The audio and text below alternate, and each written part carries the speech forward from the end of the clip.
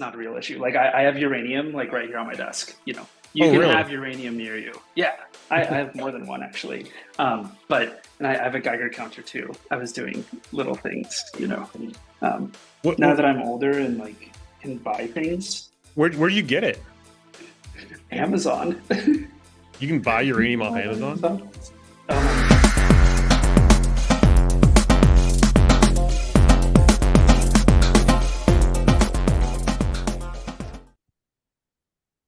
Hello and welcome everybody to Capital Cosm. Today we have a very special guest in, Peter Devietien. Hopefully I pronounced that right, Peter. you got it. Nice. Well, thank you for coming on the show. Before we get started, though, neither Peter nor I are financial investor, not our financial advisors. We are investors, but not advisors. So please do your own due diligence. Peter, give us a little background on who you are and what got you into nuclear fusion, uranium, and are you currently investing in any commodities? More specifically, are you in the uranium space at the moment? Yeah, I'm not in uranium at the moment, but I think uranium's interesting. I'm more interested in natural gas, but I'll get into that. Yeah, I was born and raised in Indiana. I lived there the first 26 years. Then I was doing a PhD in nuclear engineering at Purdue University, and then I got a job offer. I was doing a PhD in computational physics, designing fusion reactors, like very specific, very specific PhD. Um, and then a job opening appeared in Canada with General Fusion, working on the computational physics team for a private company designing fusion reactors. And I was like, oh, and I really liked their design. I briefly went over to France. There's the world's largest fusion reactor over there, and I was considering doing my PhD over there. But then I got the job offer for Canada. So the whole point of the PhD was to go and try to work and build an actual fusion reactor and like try to do it. Um, so then, yeah, I just dropped out of the PhD. They gave me like an honorary master's degree. And then I was over in Canada from 2015 to 2021, December 2021. So like six and a half years, something like that. And then um, about two-thirds of the way through, I realized that you needed money to change the world. So then I got into Wall Street. It sounds so crass, but it's true. You have to have money in order to allocate resources, including labor and effort. Um, yeah, I got into Wall Street. I roughly 50x to my investment. I made three, four times as much money in Wall Street than I did working as an engineer for 6 years. And then I had enough. I lived well below the poverty line. Like I lived below the Canadian poverty line, which is like half the level of the American poverty line. Like I only shopped at Goodwill, sort of thing. Never ate at restaurants. And then took all that money and then came to Florida, and I'm doing my own startups now. Interesting. So how did you, can you care to shed a little bit more light in terms of how you 50x your investments there? Yeah, I mean, if you crazy. want to. Yeah. Oh no. Not sleeping, aging. That's you can see the white. That's not dye. That's Oh, interesting. I thought that that's was part of your image. life choices. No, no, that's just. So I got 5x off of Tesla when there was the bump Right. in 2019 2020, and then I got 50x total. So I got 5x off of Tesla, and then oil crashed. And actually, it was a funny thing. I actually made a Facebook post. I was like a little bit of like more of like a social justice warrior back then. I'm not at all today. I'm like the extreme opposite. Um, and I was like, millennials should short the oil and gas companies. Like if they're these evil profit exploiters, we should Yeah. go and short them, right? So I was like, whatever, I'm gonna go do it. So I looked into oil and gas, and then I looked and I was like, these companies have been demolished. I was like, these companies, it's like these companies have just been demonized and just looted in every single way. I immediately switched because I felt horrible for the people working in that industry because it's so important. Oil and gas is incredibly important.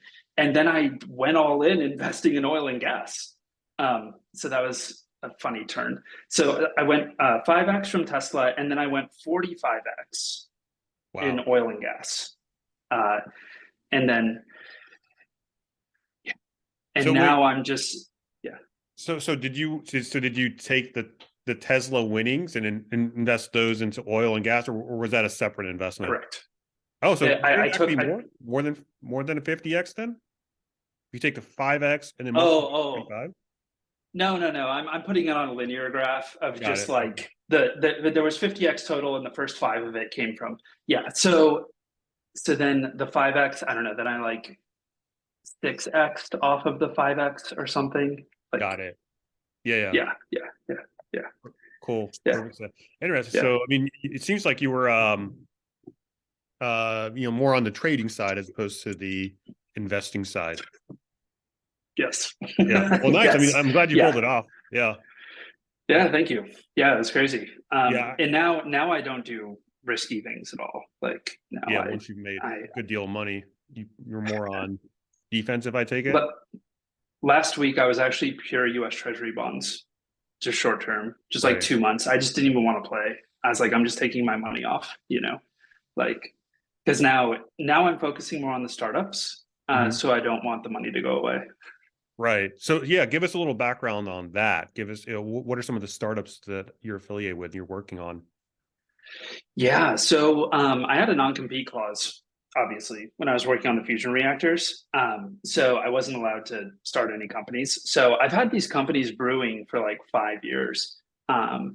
And so I came here to Florida and I started three companies. So the first one is like a Bloomberg competitor.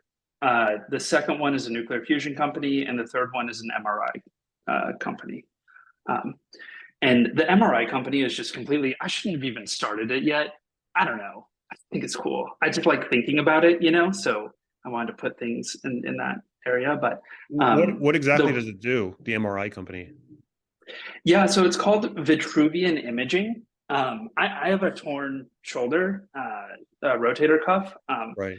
and so I went and got an MRI, and they were like, "Oh, you only need an X-ray." I was like, "Oh, I want an MRI," and they pin you down, right, your shoulder, and then it takes 45 minutes to do one MRI scan, which is like a whole Mhm. bunch of little scans, in Right. this one position. And I was like, "This is so lame." I took the results to my physiotherapist, and he couldn't even read the MRI. Like he couldn't deduce useful information. So I was like, this is insane. Like this is just an inverse problem in physics. Like we do this in fusion all the time. This is insane. What you should do is you should do like 5 scans, with your arms like at various positions. And I call it Vitruvian imaging. That's the name of the company for the Vitruvian man. And then you could take all 5 scans, and then you could like essentially do an inverse problem on that data, and then put it onto a little computer generated cartoon model with all the muscles and all the ligaments and everything. And then you could actually see in like kind of CAD design 3D space your Wow. injury or your tumor. So interesting. Why did that take so long for someone to figure out? It's so easy. I don't Yeah. know. I'm just mad that I can't do it. That's It should have been done decades ago. This is insane. Yeah, Like, it sounds like it. yeah, Well, yeah, okay, it's cool. So crazy. it sounds like you've got the bulk of your investments in your own businesses, which is, in my opinion, the best thing you could do, because you're not beholden to as many exogenous factors as you would just holding stocks of commodity companies like I do. You've got a little bit more control in terms of how you can kind of steer the ship there. I mean, you're still a slave to the wind to some degree, but not not as much as being holding a public share of a company. No. Yeah, absolutely. Yeah, lots more control. I think in general, like if you have money, you should only invest in other companies if you can't think of something better to do with it yourself. Yeah. I think that's otherwise you're supposed to do your own. Um, but right now, I haven't put too much money in. Um, yeah, I'm just like talking to lawyers and CPAs and getting like business formation. It's like super Yeah. early. Yeah. So So you I mentioned haven't put nat too much gas. money. Yeah. So you mentioned nat gas. Are you invested in Yeah. any nat gas at the moment? Uh, no. So I made a Twitter post about this, and it's essentially my entire thesis. So natural gas. So China, in 2022, 30% of new cars sold in China were electric. Just crazy. 30%. What? Like that's insane. And in Wow. 2019, it was only like 5%. So they went insane ramping up electric vehicles in China the last few years. And then globally, they also went insane with renewables, ramping up renewables. So over the last 7 years or so, global renewables energy consumption has gone up from like 1 million barrels a day to 20 million barrels a day in renewables energy consumption. What does that mean exactly? Renewable energy consumption. Yeah, I think that's like the total energy consumed that was produced from wind and solar. Got it.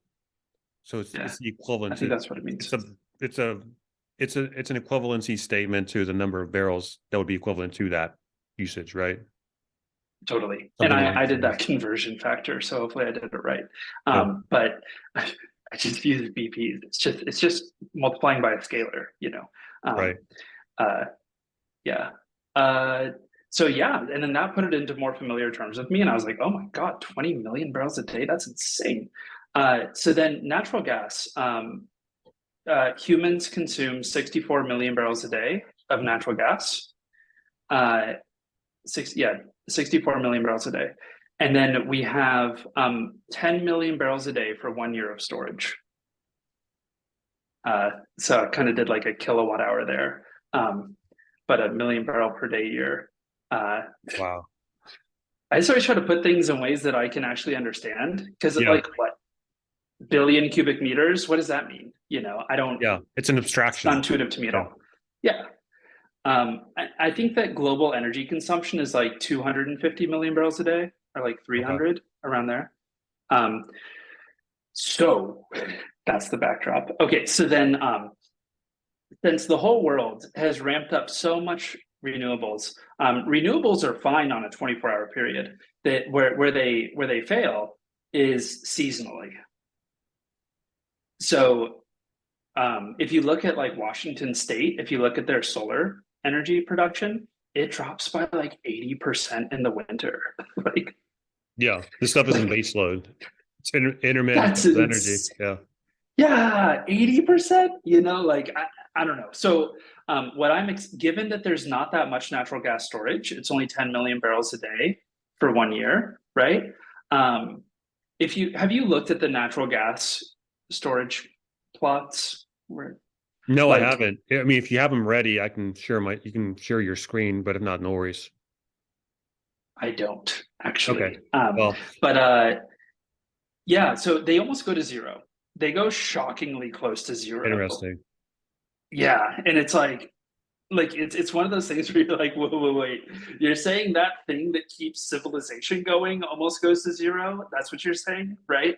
Um, I just couldn't I didn't even believe it when I first saw the plots. Like the capacity drops like 90%. It's insane. It's insane. Uh, so then what I figure is this is for winter of 2025. This is one of my crazy ideas. Right. Winter of 2025, we're going to produce all that renewable energy, right? And then we're not going to consume natural gas. So then, given the finite capacity for storage, those producers won't have anywhere to put it. So they'll just stop producing as much. And then come winter, when we need the natural gas, we won't have enough between production capacity and storage to meet, like, I think that there will be a shortage in winter 2025 of natural gas. So then I would actually, my base plan, I meant to look into this today, but I didn't, is to just buy call options on natural gas futures for like January 2026 or something. Right. Yeah, Yeah. something like I that. mean, it's mean, nat gas sitting at what, couple dollars at the moment, 250, something Yeah, along the lines. Like, it's insane. It was like $14. Now it's 2.5. Like yeah, it's crazy. So volatile. all because of a lucky winter in Europe, Hmm. which was like two Yeah, standard deviations absolutely. hotter than it normally would on average. It's funny. I actually think it's renewables too. Like, given that renewables are generating so much in the summer already, um, because that 20 million barrels a day is annual average. So it's probably closer to like 25 or 30 right now. Um, so there may be this thing I'm predicting for 2025 may happen this winter too. Interesting. What about other forms of energy that you're looking at? Is nat gas your most bullish thesis, I guess? Yeah, I wish I could give. So China's building 10. Is it 10 new nuclear reactors a year? Something like that. Yeah. I think it's That's maybe 15. crazy. Yeah. I'll look it up before I post Yeah, it. it's something. So that's crazy. I've seen Sprott, and they say that like, um, due to all the things, production won't keep up with demand, and that seems very plausible to me. I just look and I just see like all this. Um, I just see all these like crazy people in charge, in like the US establishment. And I'm like, oh, they are not serious enough to convince the population that nuclear is a good idea. You know, like the debates that we're having in the West politically are so silly. It's embarrassing. Like if aliens showed up, I wouldn't want them to turn on the TV. So I look at the people and I'm like, oh, I don't know if nuclear is in the West's future. Um, but China's building. Well, I mean, the way I see it is it's just a byproduct of a highly energy dense civilization that's had it too good for too long. And so your, I guess, judgment on what constitutes real issues versus, fly by night issues gets distorted. This stuff that we should be looking at, the energy crisis, the energy transition that's currently undergoing.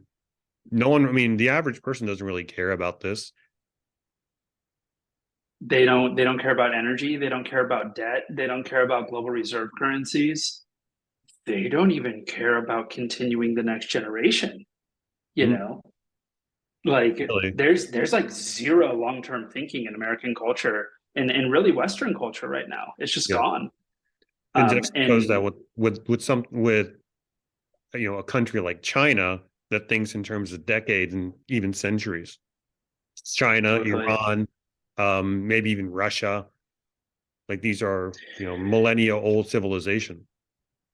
yeah, yeah, we've become very silly recently, and I'm so relieved to see people like Elon and Bill Maher, and even Warren Buffett, um, speaking out against this type of stuff.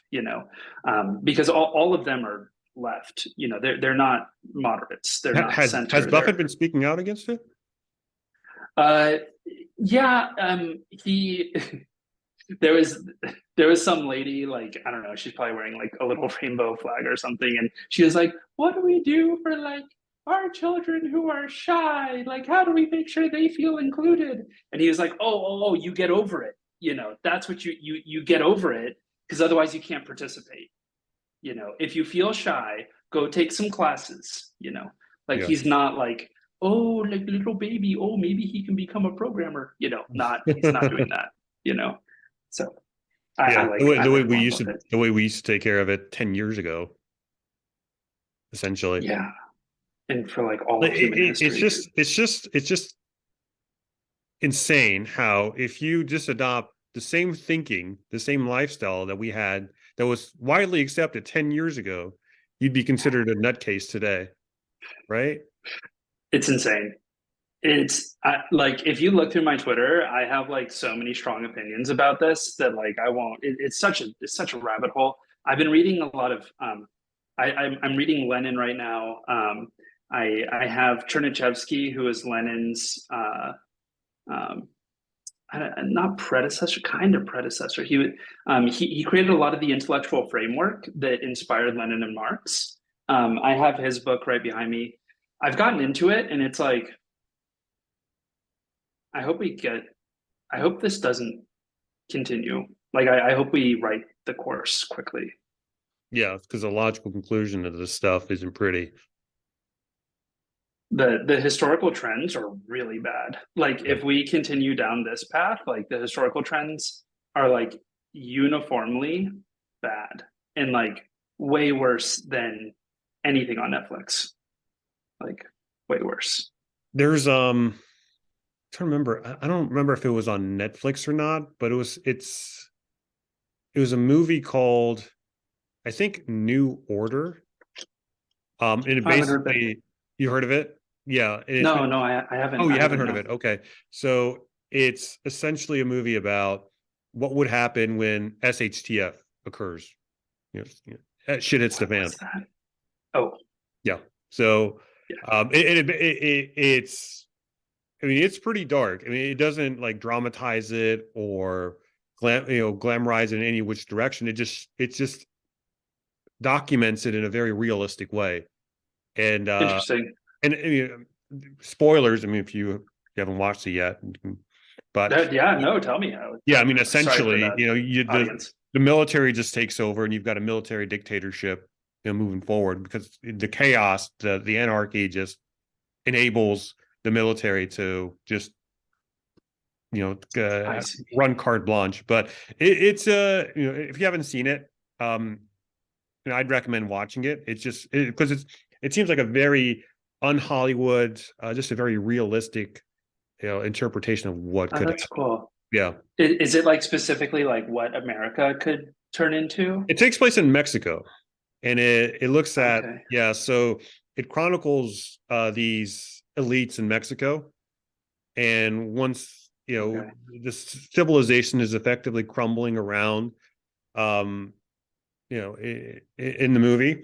But then you've got these elites in Mexico that are just kind of like living high on the hog still, while they're surrounded by the hoi polloi essentially, and eventually the hoi polloi find their way, and just like just do all sorts of gruesome things. I don't want to mention on the video right now, but French Revolution, yeah, that's yeah, and then the military, you see all the corrupt things that the military can do, in the midst of all this chaos, and it's an interesting it's an interesting movie. that's It's, yeah, cool. yeah, I recommend it. But let's go ahead and pivot over to to nuclear here. I know Sure. you're big in the nuclear fusion front, but before we get into that, kind of explain to us, how does nuclear fission work and how does nuclear fusion work? What are some of the differences between the two? Totally. Yeah, so for most reactors, they're both just boilers, where you essentially are boiling a tea kettle, and then it creates a stream of steam that then turns a fan. And then that's how pretty much all power plants work. If you had like a desk fan and then you grab the blades and it was going, and you grab the blades and cranked it backwards, it would actually produce electricity. So it goes both ways. So I think we boil like an Olympic sized swimming pool every second, roughly. Massive amount of water. It's Yeah, insane. Pipe it through, turn a huge fan. That's how we get all of our electricity. So nuclear fusion and fission are the same in that respect. Like they'd have the same power plant, for most designs. But then the difference is that with nuclear fission, we're taking the largest natural nucleus, the largest natural atom that exists, uranium, huge, 235, 238, huge number of protons and neutrons. And then it's held together by the strong nuclear force. Like each little proton and neutron is held together by the strong nuclear force, but it has a very short range. Like the strong nuclear force actually does not reach from one side to the other of the nucleus. It's very, very, so they're all just kind of like have like little magical rubber bands attaching to their nearest neighbors, sort of thing, yeah, and like the little clumps. So it's so big that it's naturally unstable. and it's kind of like wobbling. So then all you need is one little extra neutron, and that's the straw on the camel's back, and then it warps and splits apart and flies off at the speed of light. That's nuclear fission. That's how Got it. nuclear fission works. And then nuclear fusion is the exact opposite. You take the two tiniest little particles and you combine them into one, two hydrogen atoms, combine them into one. And then okay, I'm going to do okay. So you typically have deuterons, which are hydrogen plus a neutron. So two nucleons, hydrogen plus a nucleon. And then when they smash together, so they get close enough, and then that strong nuclear force that holds the uranium together, that same force, as soon as they get close enough, it goes, and it like smashes them together at the speed of light.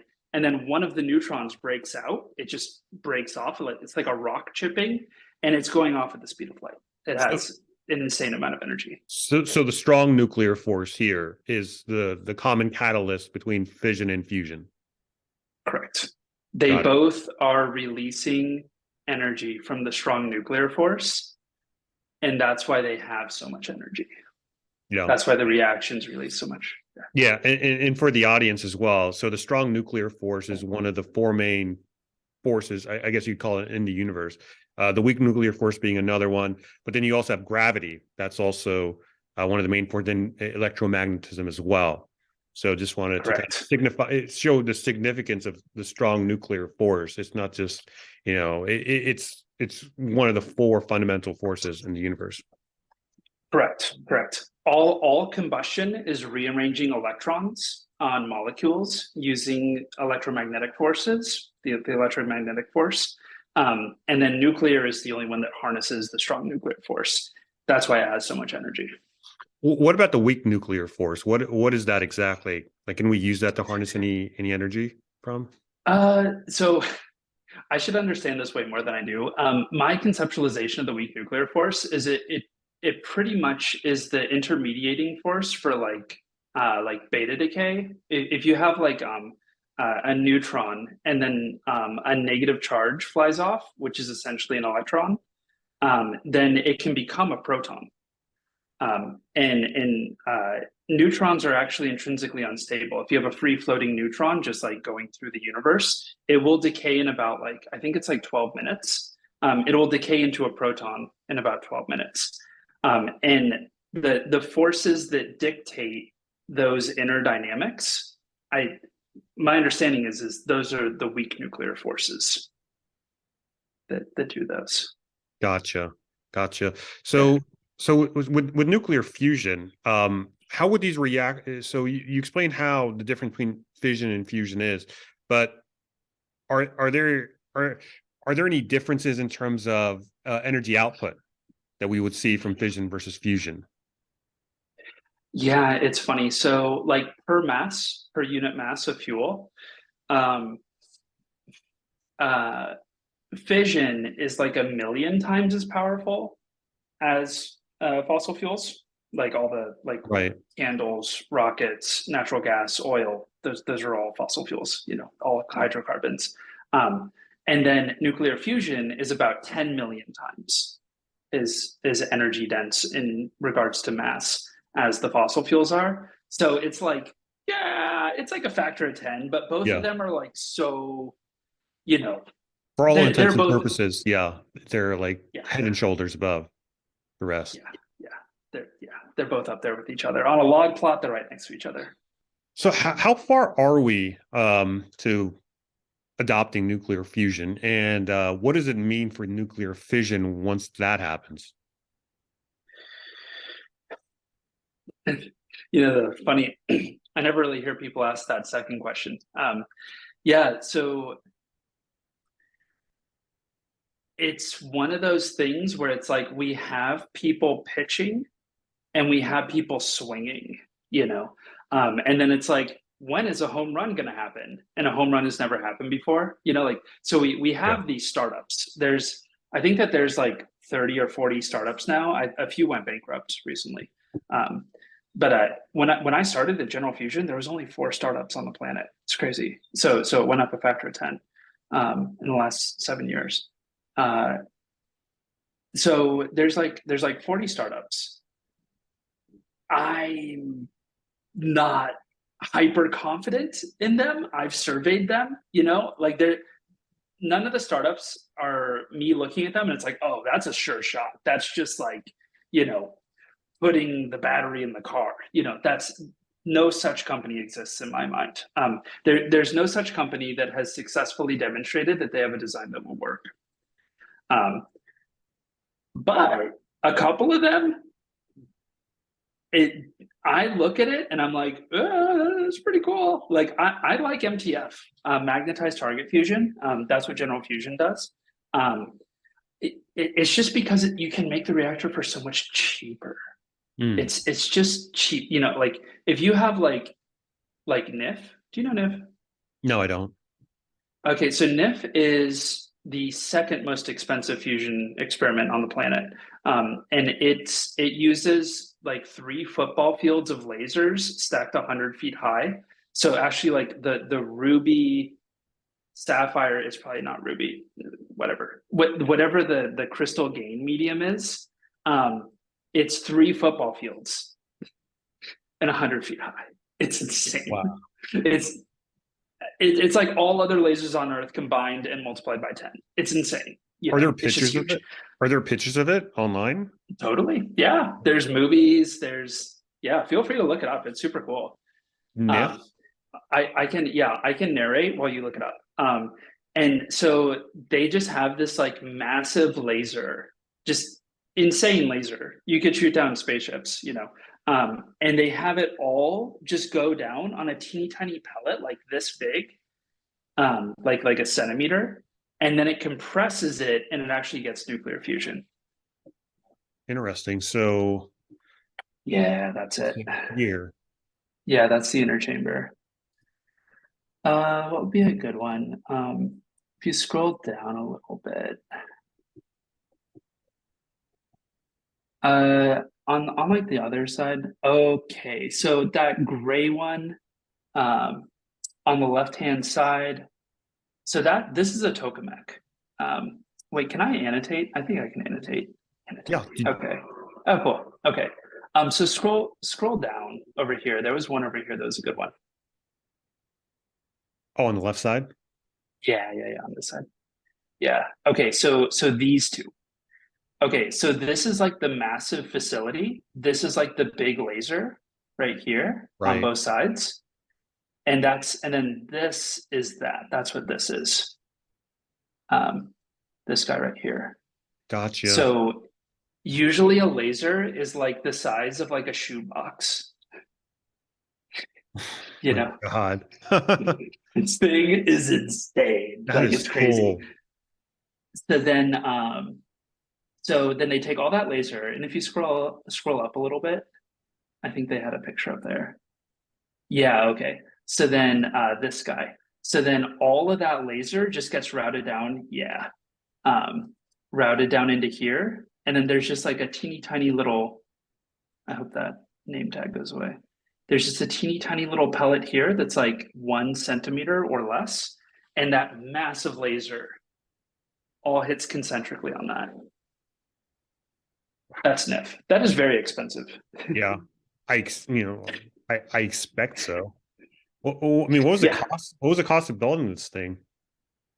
I think the total cost, probably like inflation adjusted, is over 12 billion by now.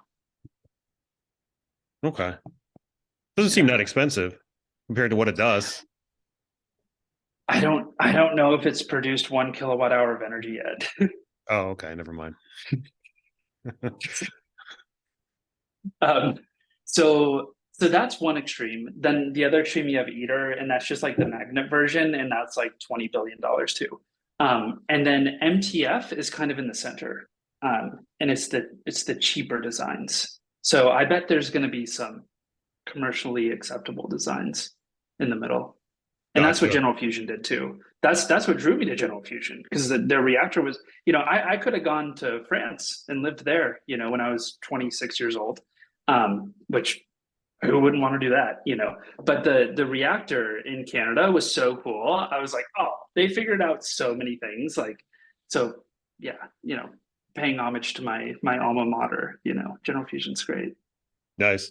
Well, what about fission? What is that? What does the adoption of fusion mean for fission? Uh,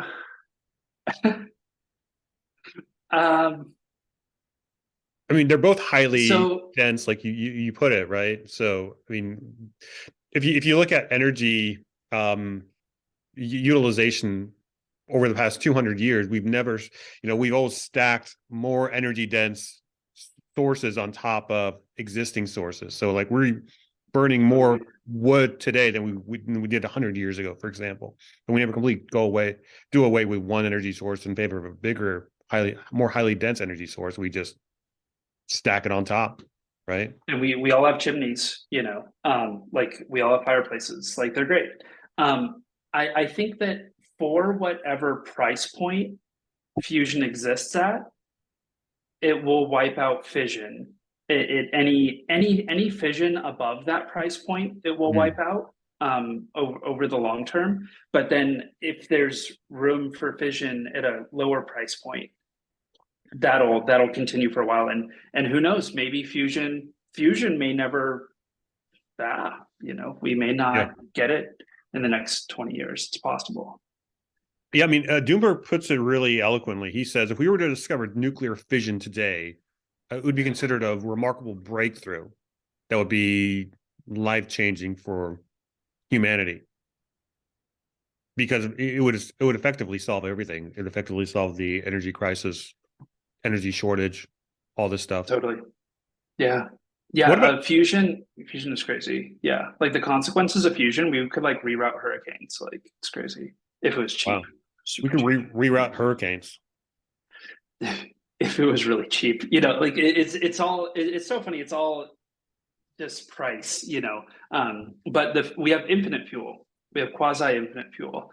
But yeah, sorry, I interrupted you. I don't want to. No, you're good. I was going to ask you about safety. Can you go ahead? Can you address some of the safety concerns when it comes to fission, as well as bring up, you know, if there exists any with fusion as well? Totally. Yeah. So in my estimation, as long as you have like negative void coefficients, then which all existing nuclear reactors do, Chernobyl did not. So that meant having a negative void coefficient or a negative temperature coefficient essentially means that as things start to break, do you produce more energy or do you produce less energy? So Chernobyl's was a bad design where if things start to break, it produces more energy. Bad design. You know, you don't want that. Fuel to the fire. So, yeah. Yeah, it's no good. But 100% of nuclear fission today is negative void coefficient. So if things start to break, it shuts down naturally. It doesn't require someone to flip a switch. It shuts down all by itself. You know, negative void coefficient, very important. So fission is safe.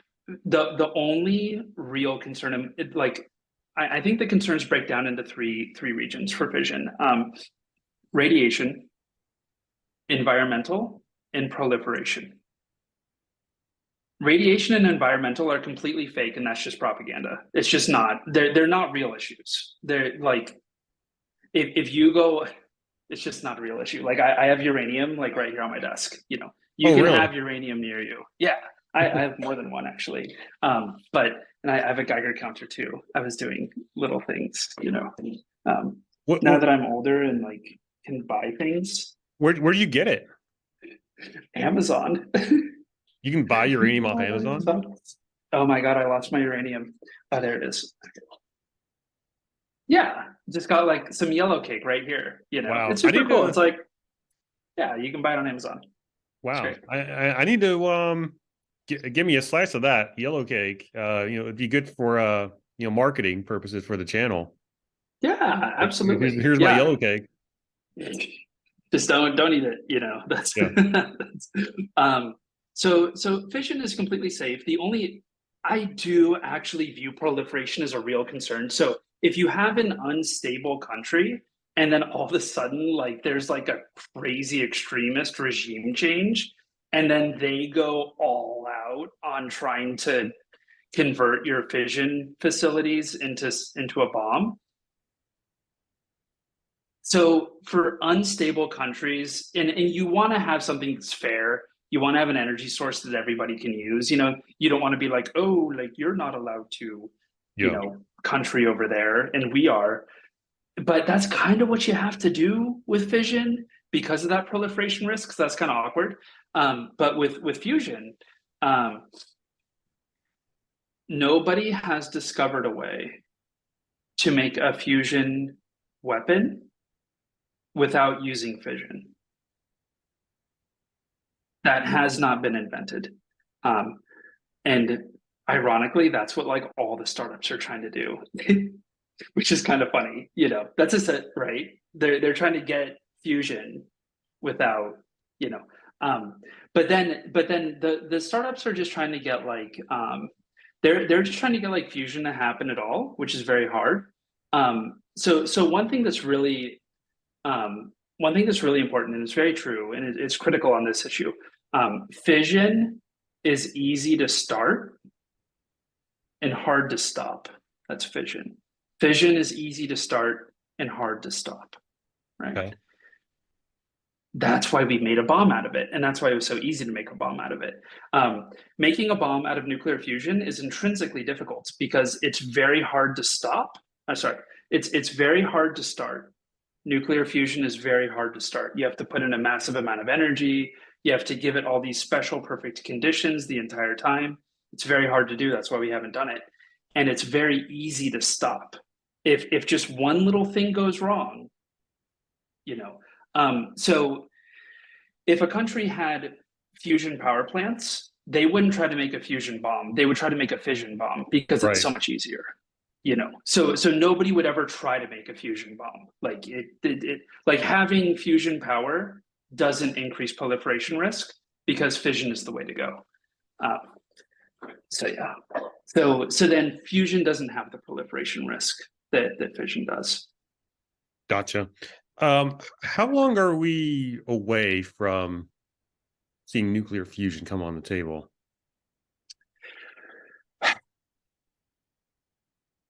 It's so funny. It's almost like asking like, how far away are reusable rockets in like 1990, you know? Because it's like, if there was like someone like Elon who just came through and just like did it, then it could be like 10 years. Like it could be like, there's a company, I don't know, there's a couple of companies. There's a couple of really cool companies out there where like, if they do a good pivot and then they get funding and they do another good pivot, then they could actually be within 5 years. You know, there actually are, and this is very new. This was not the case 10 years ago. There's some startup companies, but they're kind of like if you look in design space, you know, they're pretty well defined. They can't really go too far out of where they've started, so they're jumping into the crowd, you know, and they're hoping that there's something good there. So it may just fall flat, but if it's not, we could see commercial fusion power plants being built in like, well, it's so tough. Then you got to like do all the construction, all the permitting and the licensing, and the NRC hasn't ever done it before, so they may delay it. So like technologically, probably like 7 years, and then realistically with regulation, probably like 15 or 20. Okay. If they get it soon. Yeah. So plenty of time for us to ride this uranium bull market, guys. Don't worry. They'll still be with us. Yeah. A lot of my audience are uranium bulls. So we cover a lot of the uranium stocks out there. Let's stick with fission for a second here. What are fast reactors? Talk to me about fast reactors. Yeah, so there's like fast reactors and slow reactors. And the slow reactors we call thermal, like a thermal shirt, thermal reactors. And what the fast and slow or thermal, I don't like thermal. They should just say slow. I'm going to say slow. All reactors today are slow reactors. And what that means is that when fission happens, the neutron comes out and then it gets moderated down. It bounces off of the water a few times before it's absorbed by the next uranium nucleus and the fission occurs. Whereas a fast reactor, what they do is they usually have uranium-238. It gets a little awkward because fast have more of a proliferation risk because of exactly this. So the fast uranium-238 has a higher absorption cross section at higher speeds than uranium-235 has a fission cross section at lower speeds. So if you put a whole bunch of uranium-238 in, when the fission occurs, the 238 can absorb that fast neutron and then turn into plutonium. And then that plutonium can then fission. So a lot of fast reactors are breeder reactors because they're breeding their own fuel. I think it's the case that all breeder reactors are fast reactors. I think that is a true statement. I know the majority are. Yeah, so that's a fast reactor. Got it. What about small modular reactors? How far are we from adopting those? Yeah, I always view everything as regulatory with nuclear. Regulatory is crazy. Actually, that I do have a graph for. Oh look, and it's like right here. Okay, have you seen this graph? No, I haven't. Okay, so this is there's a researcher, Lovering. God, I forget her first name. Maybe it's Jessica. She's on Twitter. So she compiled the construction costs of like 50% of all nuclear reactors ever built in history. And so this is like my main gripe. I have so many angry posts on Twitter about this. I'm insane. People think I'm insane, and they're right. So there was the Atomic Energy Commission, and that was the regulatory board. Can I annotate when I'm screen sharing?